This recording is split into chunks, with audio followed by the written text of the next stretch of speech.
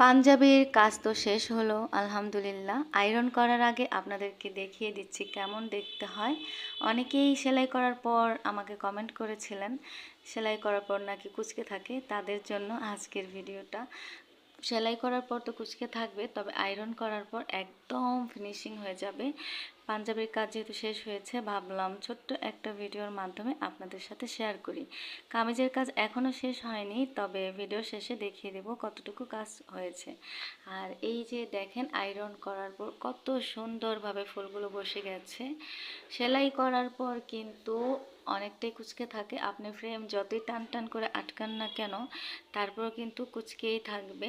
তবে এটা আয়রন করার পর অনেক সুন্দরভাবে ফিল আপ হয়ে যাবে, সেজন্য কোনো চিন্তা করার দরকার নেই।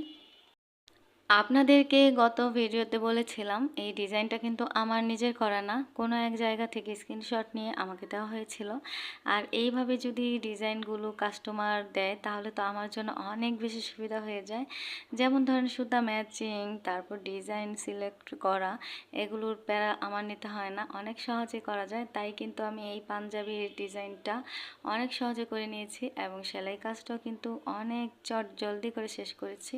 তবে কামিজের ডিজাইনটা কিন্তু আমি গলায় সেম করেছি, হাতার ডিজাইনটা কিন্তু আমি নিজেই করেছি। আপনারা কিন্তু ভিডিওর শেষে দেখবেন এবং কমেন্টের মাধ্যমে অবশ্যই জানিয়ে দিবেন। আর এই যে দেখেন, এই পাঞ্জাবিটার মাপে কিন্তু আমি এই পাঞ্জাবিটা করে নিয়েছি, একদম সেম সেম হয়েছে আলহামদুলিল্লাহ। আশা করছি পছন্দ করবে, কারণ এই পর্যন্ত আমি যত কাজই করেছি আলহামদুলিল্লাহ ভালো রিভিউ পেয়েছি আর আমার রিপিট কাস্টমারও হয়েছে।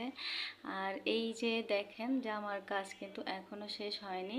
আমি আগে কাঁথা সেলাই করে যে ডিজাইনটা ওইটা কমপ্লিট করেছি, তারপর হচ্ছে পাতাগুলো কমপ্লিট করেছি। একসাথে 2-3টা সুই নিয়ে যদি কাজ করতে থাকি তাহলে আমার কাছে যেন মনে হয় অনেক বেশি দেরি হয়ে যায়। তাই আমি একটা একটা করে কাজ শেষ করে নিচ্ছি। এই পাতাগুলো শেষ হলো, তারপর হচ্ছে এখন আমি ফুলগুলোর কাজ শেষ করব। এই কামিজটা যার জন্য করা হয়েছে সে কিন্তু আমাকে হাতায় কাজের কথা কিছুই বলেনি, তবে আমি নিজের থেকে দিয়ে দিয়েছি। আপনারা যারাই এই রকম কাজগুলো করেন বা অর্ডারি কাজগুলো করতে চান, অনেক ক্ষেত্রে দেখা যায় নিজের পছন্দ মতো সুন্দরভাবে কোয়ালিটি ঠিক রেখে আপনারাও মনের মতো করে দিবেন, তাহলে কিন্তু কাস্টমার অনেক বেশি পছন্দ করবে। এই যে দেখেন, হাতার কাজটা আমার কাছে তো এত বেশি ভালো লেগেছে কি বলবো। এটা কিন্তু একদম লুজ হাতা, যেটাকে পাকিস্তানি হাতা বলে থাকে, অনেকে লুজ হাতা বলে। তো আমার কাছে কিন্তু কাজটা অনেক বেশি ভালো লেগেছে, এতটাই ভালো লেগেছে আমার ইচ্ছে করছে এইরকম একটা কামিজ ডিজাইন আমি নিজের জন্য করে নিব, যেহেতু অনেক বেশি সময় লাগে না তাই আর কি। আপনারাও চাইলে এই সুন্দর সহজ ডিজাইনটি করে নিতে পারেন একদম সহজেই। আমি কিন্তু আপনাদের সাথে কথা বলতে বলতে একেবারে ভিডিও শেষে চলে এসেছি। আজকে ছোট্ট একটা ভিডিও, তাই কথাও কম হলো। আবার নতুন ভিডিও নিয়ে ইনশাল্লাহ চলে আসবো। কমেন্টের মাধ্যমে জানিয়ে দিবেন কেমন হয়েছে আজকের ভিডিও। আল্লাহ হাফেজ।